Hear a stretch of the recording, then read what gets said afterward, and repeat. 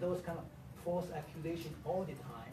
So let's do it out front, open, and then it's our city money. And then Maybe we can move on to something besides that. No, since we don't know, there were no check marks, it was brought up, so we are Okay. discussing it. So I'm hearing that we would like to have workshops, we would like to have the public present, we do not want the developer to pay for it, and we would like to have someone who can oversee it, who has technical expertise and can facilitate something, so that you can coalesce into a decision that can be then forwarded to the developer. right, and I want all the meetings to be televised, so there's no No misunderstanding and communication. And I would like And- research into all these other cities that transform their family malls into That's successful good. malls. Yeah, to that's see a how good they suggestion. get I it. like that too. I Yeah. still haven't heard in the discussion whether you want or do not want the developer present at these meetings. Well, you can't prevent them from going to meetings. Right, it's a public And meeting. speaking. Because, They're stakeholders, obviously, Yeah, major this is- stakeholders, so, yeah, of course, they would be a participant. I mean, it's one of these things where, if they refuse to engage, then that's just not a good sign, for your process overall. so this is gleaning information from people of all walks of life. Right. And the second, we talked about the funding, Right. not to come from the developers. I agree with that. Televised, sure. Let's say we are talking VallCo. That was my original question. Would you like to have a combined workshop where we talk general, or you want to be specific to one development at a time? Or do it holistically and say, this is what our community wants to see, whether you have it in this location or that location. I think it has to be holistically, because Okay. you're talking about moving office It's and puzzle housing pieces, around. it is puzzle pieces, so it'll just, we are extending the scope, but it's always good to have the big picture rather than focus on one and then I would- realize that.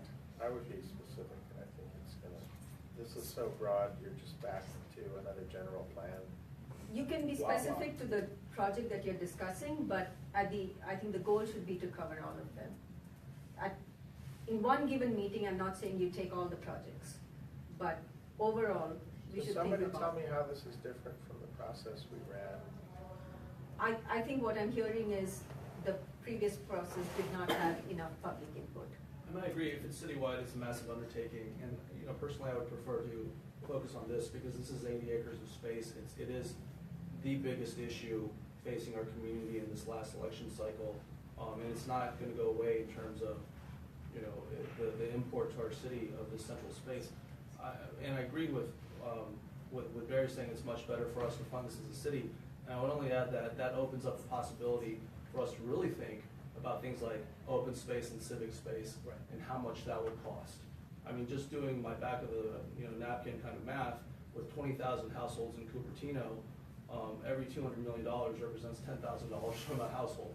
The developer spent $300 million, and we're talking about putting out $1 billion as a city. That is the equivalent of $50,000 per household. I mean, that is possibly completely illegitimate analysis, but I would like to know, if we're gonna engage in this type of process, what are our options? So I'm hearing VallCo specific, Councilmember Schaaf is saying more holistic. I mean, what I see is that the other, like, let's take KT Urban. They saw, oh my God, VallCo got 2 million square feet.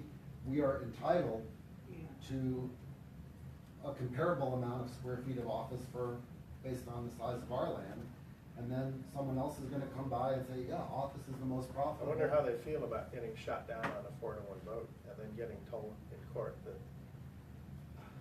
they didn't Yeah, do it right. So what are I they don't gonna know if do they're now? gonna come back with another.